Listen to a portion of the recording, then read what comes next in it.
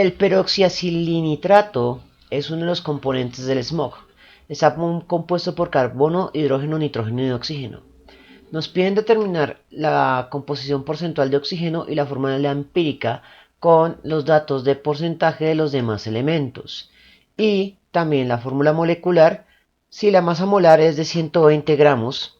Y al ser una masa molar, pues debería ser 120 gramos sobre mol.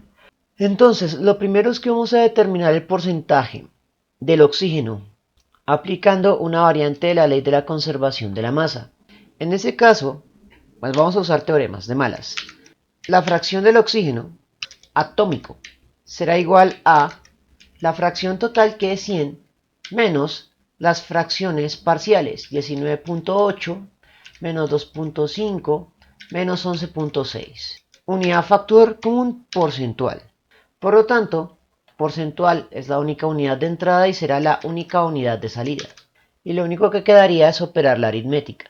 100 menos 19.8 menos 2.5 menos 11.6. El resultado sería de 66.1. Entonces ya tenemos la fracción de oxígeno atómico. Y con esto ya podemos pues hacer los cálculos faltantes que corresponden a la fórmula empírica y la fórmula molecular. Para lo cual vamos a ejecutar dos técnicas: factor de conversión y teoremas de álgebra. Vamos a resolver primero aplicando la técnica de factor de conversión, ya que es la solución estándar. Dado que el ejercicio nos proporciona la masa molar, podemos aplicar el procedimiento para calcular primero la fórmula molecular y después la fórmula empírica. Para ello lo que vamos a hacer primero es plantear un cociente inicial. Multiplicando vamos a colocar el porcentaje, pero en unidades de masa, de cada elemento por separado. Comenzamos con el carbono, 19.8 en unidades de gramos para la identidad de sustancia carbono atómico. Dividiendo vamos a asumir nuevamente 100 unidades, pero en unidades de gramos para la identidad de la sustancia pan. En este enunciado nos dan el código de la sustancia y no tenemos que inventar uno. Una vez que tenemos esto, nuestro objetivo es plantear el cociente entre moles del elemento sobre moles del compuesto, porque eso es lo que define el subíndice utilizando el lenguaje del factor de conversión. Entonces, pues es hacer dos conversiones de gramo a mol. Gramos de carbono que multiplica lo necesito dividiendo y multiplicando moles. Gramos de pan está dividiendo, lo necesito multiplicando y dividiendo moles. El mol lleva la unidad teórica y los gramos corresponden a las masas molares. 12.01 para el carbono y para el pan es 120. Hecho esto, podemos hacer el análisis dimensional. Gramos de carbono que multiplica, gramos de carbono que divide. Gramos de pan que divide, gramos de pan que multiplica, se cancela y el resultado se expresa como moles de carbono sobre una mol perfecta del compuesto. Y con esto tendríamos el subíndice de carbono. Operamos la aritmética y sería 19.8 por 120 sobre, abre paréntesis, 100 por 12.01. El resultado 1.97 se redondea a 2. En el siguiente elemento planteamos un cociente semejante. En este caso vamos a tener 2.5 de hidrógeno sobre los 100 gramos del compuesto. Tendríamos los siguientes factores de conversión. En el primero iríamos de gramos de hidrógeno a moles de hidrógeno. Sabemos que mol lleva la unidad teórica y los gramos de hidrógeno en una mol es 1.01 para el hidrógeno atómico. El segundo factor de conversión es constante para esta serie de cálculos. El análisis dimensional es básicamente el mismo, por lo tanto, dividiendo sale una mol del compuesto sobre moles de hidrógeno. Y resolvemos esta aritmética.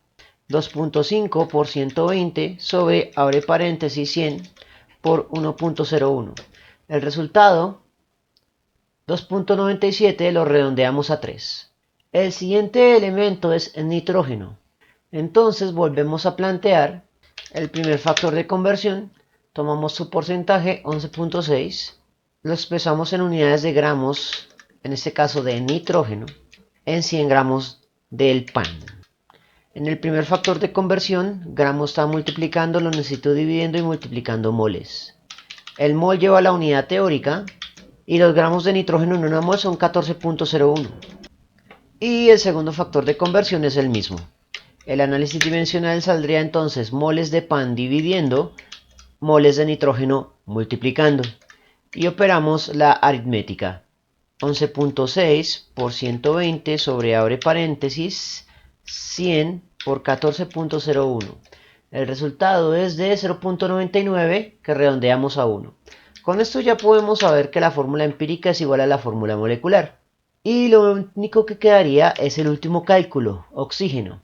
El porcentaje de oxígeno lo calculamos, fue 66.1.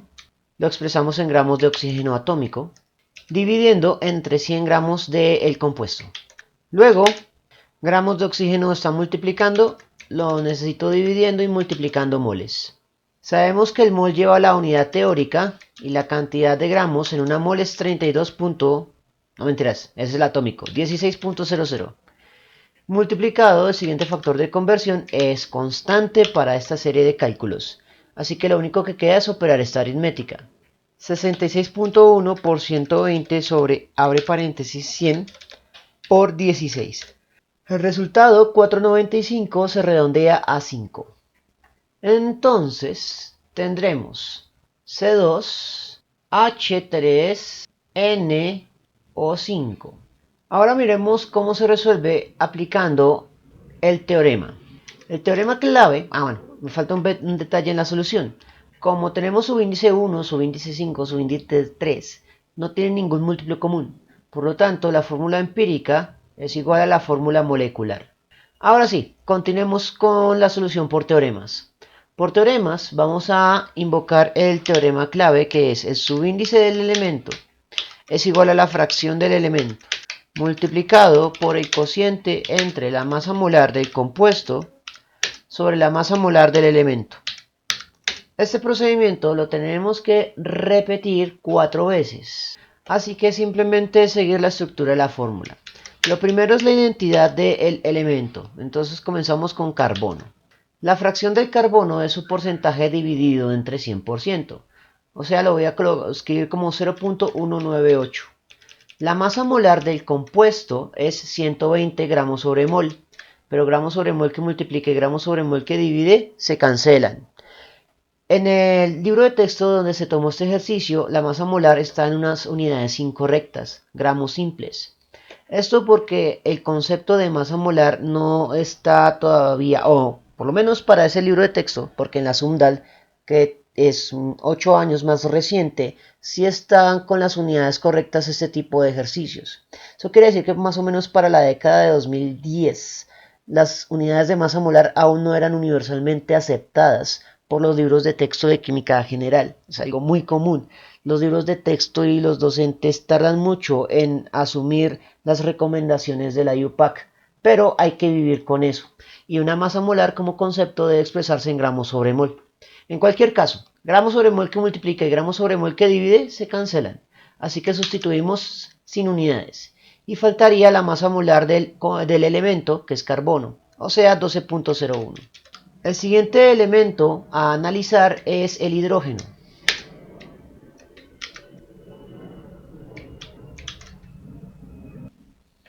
La fracción de hidrógeno en el enunciado es de 2.5%, que vamos a tomar como 0.0250.